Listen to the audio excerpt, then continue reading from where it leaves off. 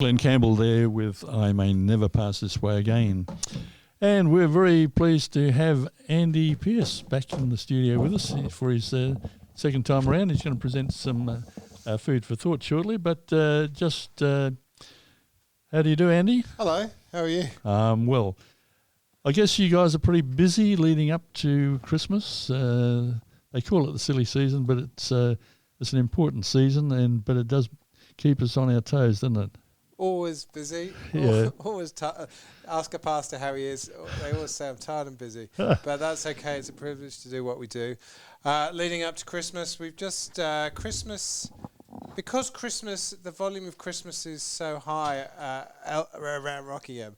Actually, we try and do what we do. We try and do well and meaningful. So we're having Christmas carols on the 18th of December in the afternoon at 4:30, and people come and invite their friends and put have a tradition of people coming, and that's always a good night. And then Christmas Day we'll just have a Christmas Day service. Those are kind of the main Christmas things, and then that just leaves our people to get stuck into various things around Christmas.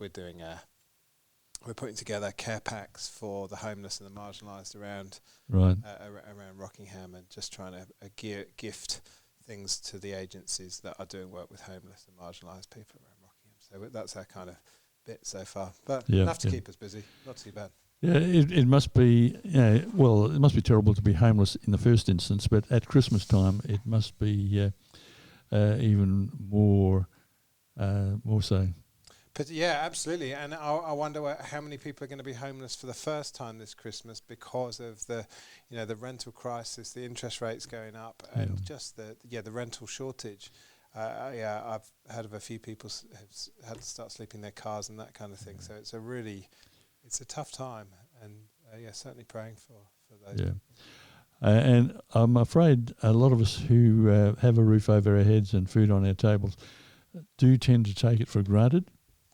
And we really need to have an attitude of gratitude, because a lot of people don't enjoy what we enjoy. No, absolutely. Yes. Now you've got a food for thought for us today, Andy. We have. I've pulled up the wrong one on my iPad, but that's okay. We'll give it a go. I want to think about. I love talking about Jesus. That's my number one, my favourite subject. And I wanted to think about. Take us to the words of Jesus when he says, "I am the light of the world," and when Jesus says, "I'm the light of the world," that is a very, very good thing. I love that this radio station exists to help us in our mental health and wellness, and I wanted to. It got me thinking, when Jesus says, "I'm the light of the world," how that helped me in a time of mental health pressure for myself. I had a season a couple of years ago where I had really bad anxiety. I would wake up at night fretting about what would happen the next day. I would spend an hour writing a 5-minute email because I was worried about how it would be received. I would be stressing about a meeting that I was having, and my brain would time travel into the future to disasters that had never happened. Now, I found Jesus saying, "I'm the light of the world," enormously helpful in that season. Because when Jesus says, "I'm the light of the world," he's saying something good. Light brings safety, light brings guidance, light brings warmth, and light brings life. And that really was my experience in that season. I remember really meditating on that saying and found it enormously helpful, because when Jesus says, "I'm the light of the world," what he's doing is he's saying, "I've come to bring a rescue from guilt and from shame, and I've come to bring rescue to my haven of salvation." He's drawing upon the image of the light that Moses followed in the desert when he went out of Egypt, and to have Jesus' light come into the darkness of your life is a significant and profound thing. So it was helpful to reflect on this stuff as you asked me to do it, and I just remember thinking with the help of I had a psychologist at the time, and with his help, we really took this issue with Jesus being the light of the world. So I was able, when my brain started time traveling into these future disasters that hadn't happened, I was able to expose these things to Jesus' light and his promises. So I remember thinking, even if the disaster came, even if the meeting went terribly wrong, even if I woke up and the bailiffs were outside my house trying to take all my stuff away and evict me from my house, even if things just went disastrously wrong, Jesus of the light says, you're free from guilt and shame, so it doesn't matter if the meeting goes wrong. Jesus says, I'll never leave you or forsake you. Even if your wife walks out the door, even if everyone else hates you, Jesus will never leave you or forsake you. And so that was an enormously liberating time. And the other aspect was just exposing this stuff to Jesus' light by bringing it out of the darkness. Often when you're suffering from, in those seasons of mental health pressure, you're scared to tell anyone, and you feel like you're the only one that this is happening to.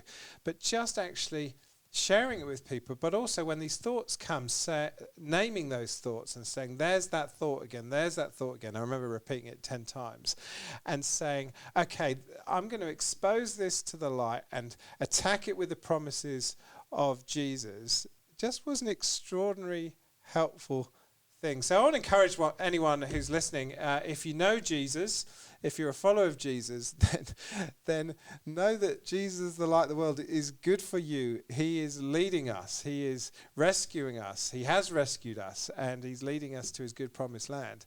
And if we don't know Jesus, then to give him a look, give him a try. He knows what he's talking about. He claims to be the king of the world, who made you and me, puts the breath in our lungs, and he knows how we're wired and he knows how we tick. And give him a go. I'd love to chat to anyone further if they want to give Jesus a go. And you're very welcome to come to our church, 14 Council Avenue, Fantastic. 9 a.m. every Sunday. Yep. And I can relate with what you were saying there about sharing it with someone. I know I went through... I had a business which went belly up from no reason of my own, but ended up owing a lot of money, and I had kept it from my wife. I hadn't shared with her, and of course I had sleepless nights. But as soon as I told her, the weight lifted. Yeah, absolutely. And then I'd been to a lawyer because this person had sort of diddled us out of a lot of money.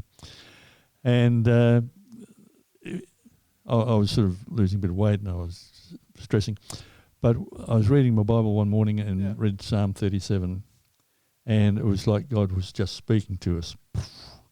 And it is amazing what knowing that God is in control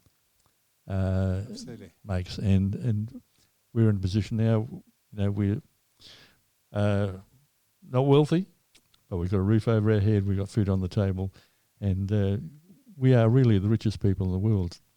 And that's awesome. I've got a good friend of mine who he says two things. He's got these two mantras. He says, keep the gospel on repeat. He says, keep preaching it to yourself. Keep preaching.